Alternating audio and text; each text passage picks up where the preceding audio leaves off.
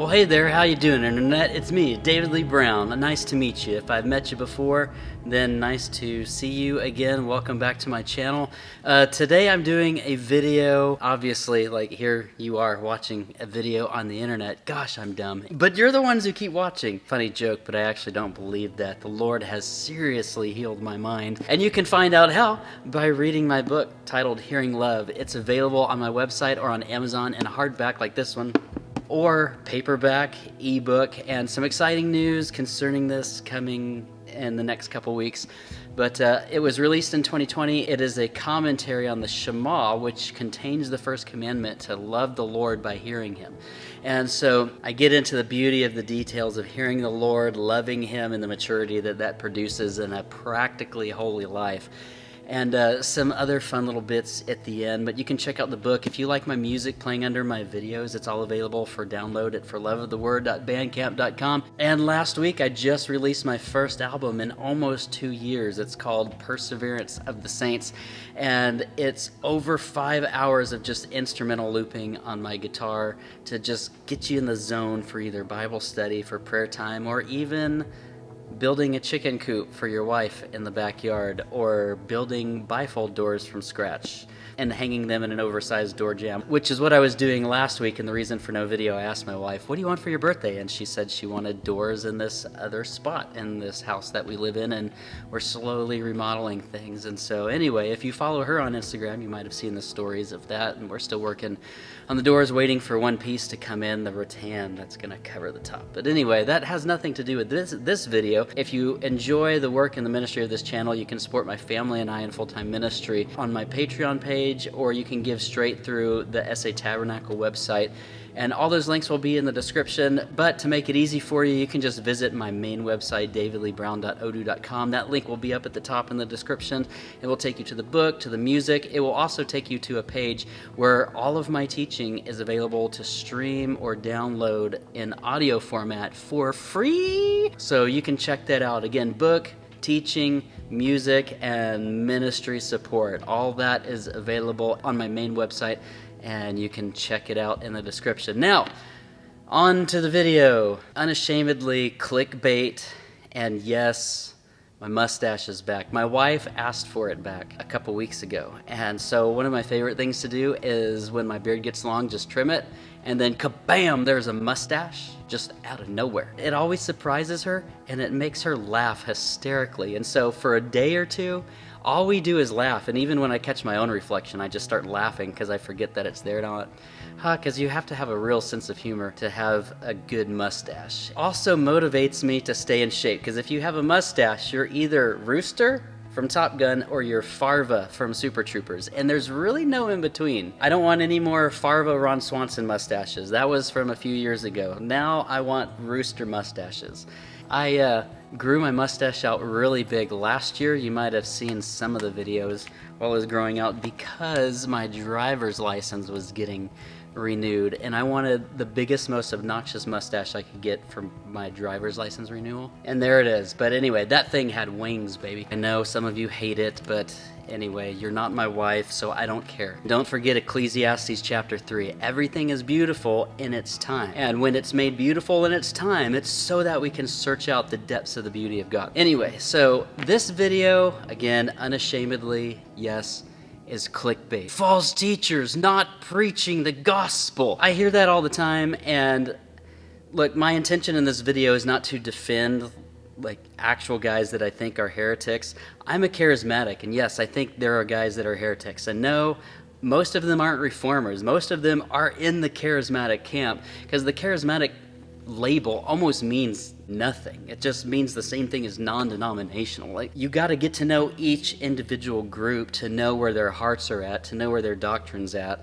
And just because I'm a non-denominational charismatic doesn't mean that I love all these other non-denominational charismatics. The amount of the tribes and just diversity of thought, diversity of practice, diversity of philosophy, those things within just the charismatic movement is so massive that I disagree with a vast majority of them. And so I'm not here to defend those guys, but I am kind of here to call some of you to the carpet. We have all these like watchdog videos, and one of the reasons this specific topic was on my heart for this week was we had a guest minister come in. I'm not going to say his name because I don't want you reformers to go bananas on me. Anyway, we had put out an advertisement on social media that this guy was coming. Nothing too expensive, just like a $20 advertisement. Big deal. So that people who knew who he was and wanted to come that were in the area could come. And all the atheist comments and angry people, I enjoyed engaging those people. Actually, I had a lot of fun. But then there were like one or two guys that were like, he's a false teacher because he doesn't preach the gospel. And it got me thinking, because I hear this a lot, as if our church services are the only place where the gospel is supposed to be presented. And as I was thinking, it took me back to just a church philosophy that I actually disagree with. I don't think that Sunday morning should be a gospel message every single Sunday morning. Before I make you too angry, let me explain. What we mean by gospel many times is evangelism. Like, we want an evangelistic message to get souls saved. So the general mindset of the Western church right now is the pastor preaches the gospel on Sunday. I invite my neighbors and coworkers to church so they can hear the gospel. The worship team will play a few songs to get them emotional and prepare their heart to receive the word. And then if they're the good soil and not the other three soils, then they'll respond to the gospel and they'll get saved and baptized. They'll go through a training class and then they'll serve in the nursery because we need help in the nursery. And I'm making it kind of funny, but like that's really what we do. We expect the pastor to preach the gospel to our neighbor that we just invite to church. Then if they don't respond to the gospel, they must be one of those bad soils. But if they respond to the gospel, then they must be one of the good soils. And then what do? We put them in the new members class and they learn some basics so that they can ascend to true doctrinal beliefs. Or if we have a catechism that we repeat, then we repeat that. And then we get them serving in the kingdom and then teach them how to tithe and don't really grow people up to maturity much beyond that, because you come back the next Sunday and it's another evangelistic message and we think that is preaching the gospel. Then some of these watchdog videos of this guy never preaches the gospel because he never preaches an evangelistic message. Because his purpose is not to evangelize within the church. His purpose is to mature the church, and I'll talk about that in a second, but we've got these watchdogs out there that are picking on other teachers and pastors for not preaching the gospel because every message is an evangelistic message. And so because he's not preaching the gospel, then he's a false teacher and he's a heretic because the pulpit's the place where we thunder the gospel from. And no doubt the gospel is in the pulpit, but beloved, the gospel is bigger than I think many of us realize. And I think we would all concede to this if I explain it a little bit more. So there's the passage that Paul wrote to the Corinthians about the gospel of Jesus being his death, burial, and resurrection. And he's talking about if the resurrection didn't happen, then our faith is in vain. And so there's a passage that speaks of the gospel. But there's also a passage that says the gospel was preached beforehand to Abraham. Can you read Abraham's biography in the scripture and understand the fullness of the gospel? When Jesus first came before the cross, he preached the gospel of the kingdom. In the end of the book of Revelation, there's an angel with an eternal gospel that was given to him to proclaim over all the earth, and it was essentially that judgment's here. The Lord is judging the nations, yay! And that's actually good news. I don't mean to make light of it, because the Lord always judges on behalf of his beloved ones, and so we're the plaintiff in the court case where he's rendering judgment. So it's a beautiful thing. The judgments of the Lord are a beautiful thing. So anyway, my point in bringing that up, the angel in Revelation with the eternal gospel of the judgments of the Lord, the gospel being preached beforehand to Abraham, Jesus coming before the cross with the gospel of the kingdom, and all the scriptures that mention specifically the gospel. The gospel's bigger than just the death, burial, and resurrection of Jesus, and we preach that as in an evangelistic way in hopes to get people at our altars or in our new salvation classes and new members in the church or whatever. And we preach in mostly an evangelistic way. And so our paradigm of church, I would submit, is completely wrong. When you look at the pattern of the New Testament church, and this is why so many people get frustrated in the church and they can't put their finger on it. We have so many people going from church to church to church like, oh, I don't get fed there, I don't get fed there, I don't get fed there. Why? Because we're preaching evangelism every week, hoping that people will respond to the gospel, and we get like 2s or 3s responding to the gospel, but they never grow higher than a blade of grass. We're not growing people to the maturity of a righteous oak tree, like in Psalm chapter 1, that delights in the law of the Lord. Sometimes people recognize this and they want to preach things that's going to bring maturity into the church, and then these watchdog guys come and they're like, this guy's not preaching the gospel. Like, well, that's not what he's supposed to do within the walls of the church, in the sense that you mean it as an evangelistic gospel message. He is preaching within the contents and the confines of Scripture and the gospel, but the gospel is from Genesis to Revelation. The whole gospel is the complete narrative of redemptive history, and Christ is no doubt center. So Christ is all in all and fills all, and he can be found in every single aspect. But when we only look at his death, burial, and resurrection for evangelistic purposes, we never grow up into maturity in who we're called to be. And so first, you've got to realize the eternity of Christ, that the Spirit of Christ was in the prophets of old, like Peter said, that Jesus was the Lamb slain from the foundation of the world. Hebrews and Revelation both claim.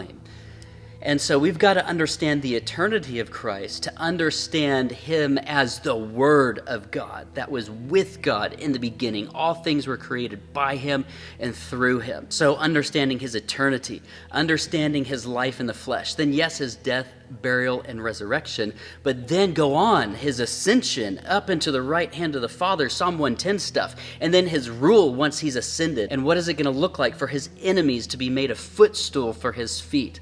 The complete redemptive story of the gospel. And there are many beautiful aspects that fall within each of those categories. And so I would submit, yes, every message is a gospel message in a sense, because it's supposed to grow us up into participating with that gospel narrative in our moment of history that we're at right now. Not just to hear an evangelistic message every Sunday.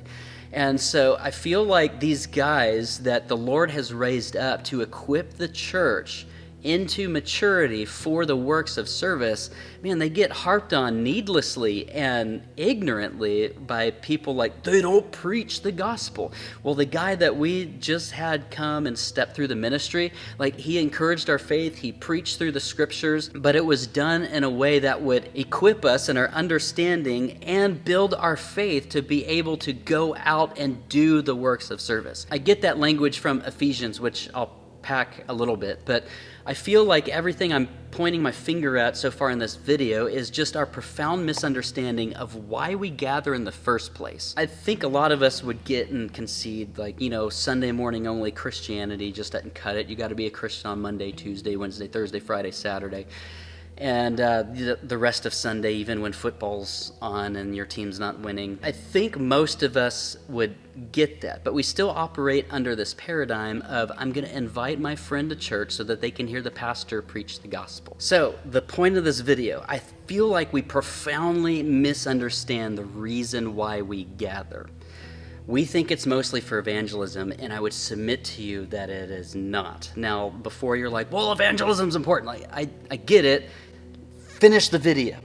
But the reason why we gather, the reason why there's a Sunday morning, or my church meets on Saturday night, it's not a theological thing, it's just a fun thing. It lets us meet for 3 to 4 to 5 hours, and then we go out to eat after. So our church service with the fellowship and the service to the Lord it takes a long time, and it's a lot of fun. I really enjoy it, and having done it like this for several years, I can't go back to the normal 18 minutes of worship and a 23-minute sermon and a minute and a half announcements and, the whole just get the cattle in and get them out. And anyway, I just want to expand people's capacities to sit before the Lord for long periods of time, to enjoy him, to recapture the reason why we gather. And so I would submit to you, we don't understand the reason why we gather. The reason why we gather is first and foremost for ministry to God. There's still a priesthood. We're under a new covenant, but there's still a priesthood. There's still sacrifices. There's the sacraments of the church. There's that thanksgiving would be on our lips.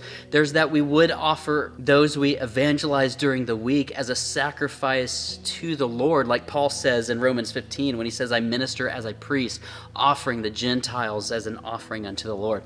And so there's these aspects of walking in the new covenant priesthood, which is the priesthood order of Melchizedek that we've been brought into by Jesus, whereby his laws are written on our heart and our mind so that we're careful to do them. Now, I'm a charismatic and I love Holy Ghost stuff, but I think we charismatics profoundly misunderstand being filled with the Spirit in this sense. We disparage the law to uplift grace. And I've talked about this in some of my messages on the law.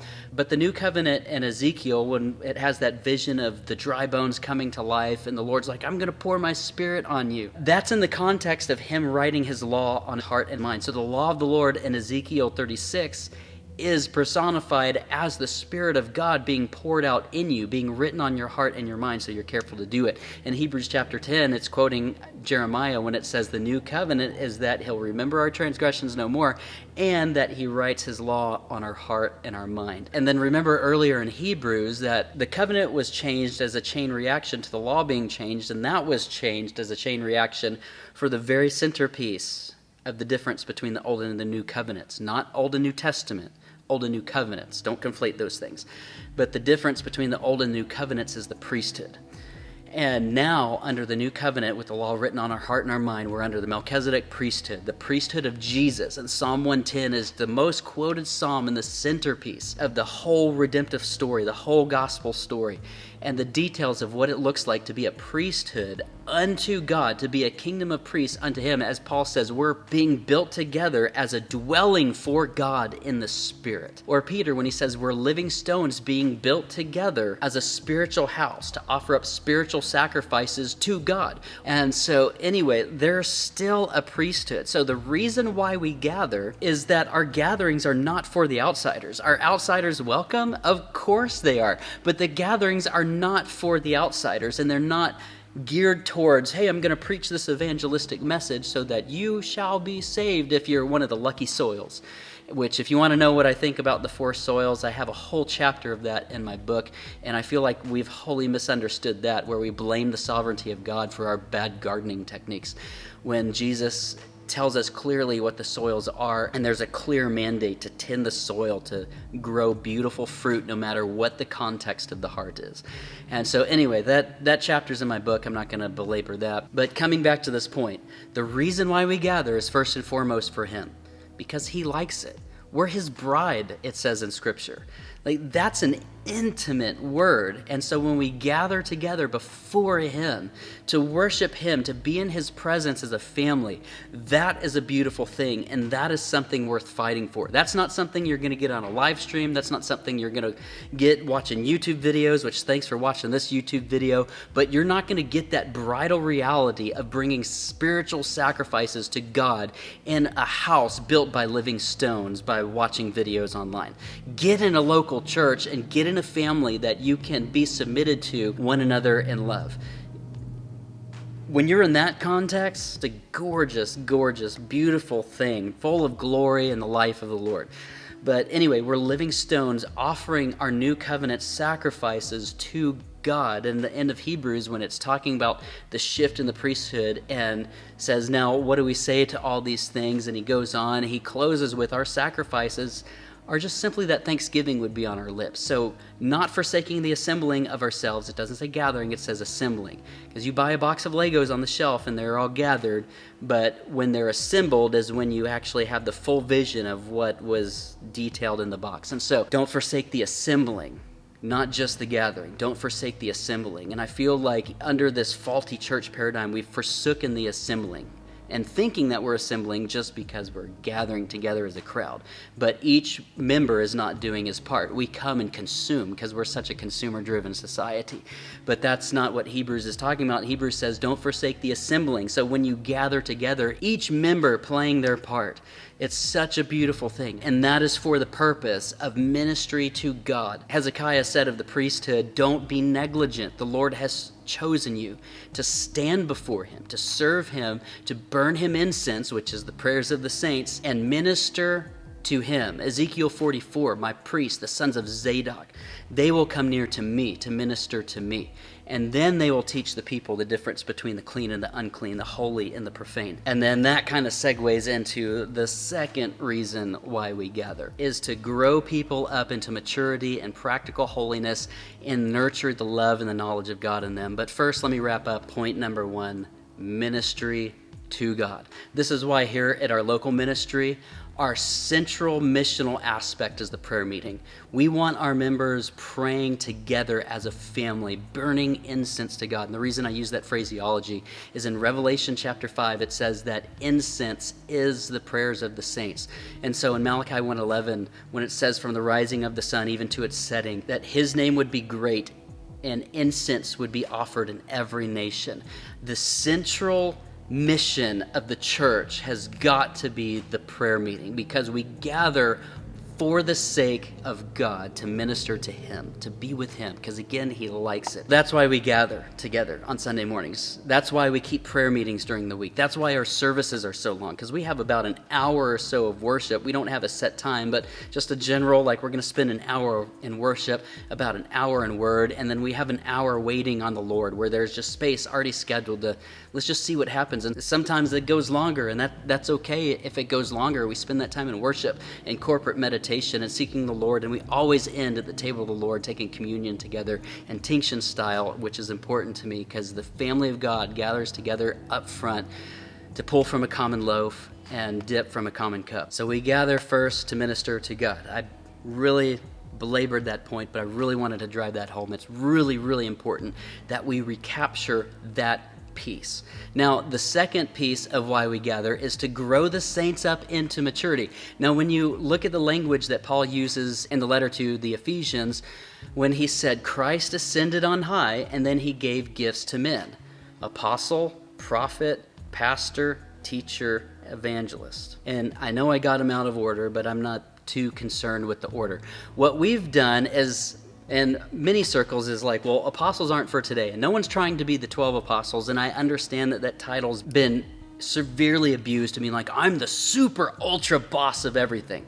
Yeah, I don't really buy that. And I'm not a huge title guy. I think they're functions that we can all flow in as the Spirit needs in the moment. Apostle just means sent one. But what we've done is kind of mostly ignored all the other ones, and we might take teacher, like, yeah, that guy's a good teacher because he brings the meat, what we would call the meat. He brings more details than just a gospel evangelism message.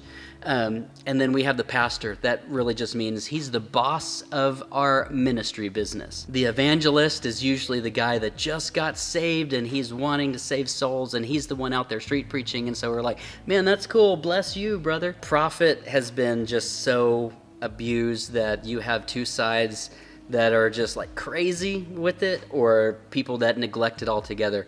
I've got a teaching on New Testament prophecy, which I'll link in the bottom. I don't think either side has understood that rightly, but I believe all five are for today, though I think we've profoundly misunderstood some. And so while the crazies are going crazy, you have the folks that are reacting to all the crazy, and it's like, hey, there's actually a really holy middle where the Lord's calling us to. And so anyway, the point in bringing those up is it says Jesus ascended on high, he gave gifts to men. What were those gifts? Those five things: the apostle, prophet, pastor, teacher, and evangelist. And these five gifts that he's given to men are for the purpose of growing the saints up as a whole into maturity, into the fullness of the measure and the stature that belongs to Christ himself. That is a massive statement that Paul makes in Ephesians, and these gifts are given until that moment. What we do a lot is, if you have a pastor of the ministry, you want people kind of dependent on your systems, almost like I worked in healthcare for a little bit, and you want people dependent on your systems. I also worked in retail management, and I saw the similarities between retail management of creating systems so that you get repeat customers bleed over into the healthcare industry of also wanting to create systems for repeat customers, because if you cure your customer in the healthcare industry, you lose them and you don't make any more money off of them. And so the whole insurance and medical community is just in massive disarray right now, and doctors are puffed up with so much knowledge and education, and even in the education that they have, they're only slaves to the hospital protocol. But anyway, that's a whole nother topic. But the point is, we're doing the same thing in the church, where we want people dependent on our programs. We want people in our programs. We want healthy givers. We want people serving the kingdom only within our local context and church community. Now, I think creating meaningful relationships with a consistent fellowship, that's important. But creating systems so that people are devoted to the systems is a wrong way of thinking. We should be growing people up into maturity. But again, under the faulty paradigm where I invite my friend to church or invite my neighbor to church so the pastor can preach the gospel to them and give an altar call, and then maybe they'll respond if they're the good soil. That does not create the environment for people to grow up into maturity. And so the pastor, the teacher, the apostle, the prophet, the evangelist, all of those gifts are given to the saints to grow them up into maturity so that the saints do the works of service. So if you have an evangelist in your midst, that evangelist is for the purpose of equipping the saints, and grace is given through that evangelist. And Paul uses language like we understand the sacraments, like we understand when we go to the table of the Lord and eat the bread and drink the wine and proclaim his death until he comes. We understand that there's grace given to us in that moment that we partake in the sacrament. Paul's using the same language concerning these 5 gifts, saying that when an evangelist is equipping and teaching and training people on how to be evangelistic, that grace is being given by God through that evangelist into the people that he's equipping so that those people become the evangelists of that community. And so, and it's the same thing with all the other ones, the sent one, the apostle, the prophet, the pastor, the teacher. And I think all of us should grow up to a fullness of the measure of the stature that belongs to Christ. And I know different members play different parts in the body, but we should all get to a point where there's a maturity about us where we can move in and out of each of those aspects according to the need of the moment. The same thing with the spiritual gifts in Corinthians. It's not a personality. We've relegated these things in the charismatic community to just personality types and personality profiles. And you're an Enneagram this, and you're a Myers-Briggs this, so that means you're prophetic. And I remember like, oh, you just see things black and white, so you must be a prophet. And I'm just like, no, like you've got the word richly dwelling in you. That makes you prophetic, because prophetic vision is always tied to the law. But anyway, that's besides the point. Again, second reason why we gather is for the equipping of the saints. And so this kind of brings me back to the original point of the video, when we point our fingers at guys for not preaching what we would call the gospel, because they've actually been called to equip the saints for the works of service.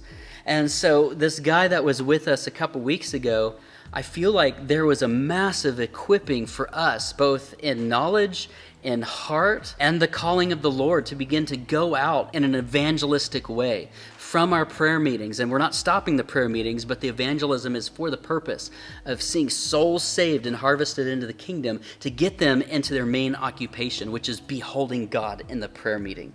That is what we should be about. And so evangelizing for the purpose of bringing people into the royal priesthood to sit before God, to know him, to grow up into maturity. And everyone that we've seen saved in our midst, like they grow up very fast. They mature very fast. The law gets written on their heart and their mind.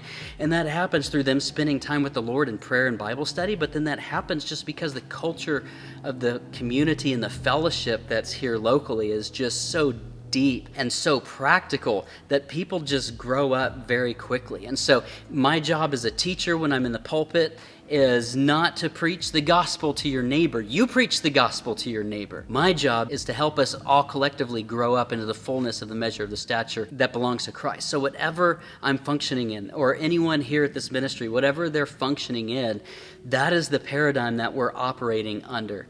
Yes, we want to see souls saved, and yes, there's lots of kingdom work to be done. But beloved, when we're talking about our weekly service, Like, our paradigm has got to shift. We're here gathering together as a priesthood before God to minister to him and then equip the saints for the work of service.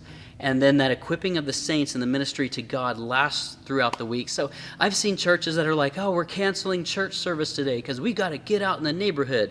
Well, there's 168 hours during the week, and chances are your church service is only an hour and a half. So do the math. How many hours left do you have as a member of the kingdom of heaven to get out and be the church? We need to stop canceling church services to be evangelistic. We need to be evangelistic as a lifestyle and then recapture the reason why we gather. Not harp on guys for not preaching the gospel because, oh no, my pastor didn't preach evangelism when I brought my neighbor to church. Again, like, we preach the gospel to our neighbors. We preach the gospel to those we encounter. We preach the gospel to our coworkers. And if there's any ministry leadership within your sphere, then your sphere is to equip others to grow up into maturity, to love him, to minister to him first, and then be equipped to extend the walls of the kingdom. So anyway, I know this is a long video already. There's lots more detail I could get into, but I think I covered the basics enough to perhaps get you thinking a little bit. So thanks for making it this far, and I will see you guys next week. Bye.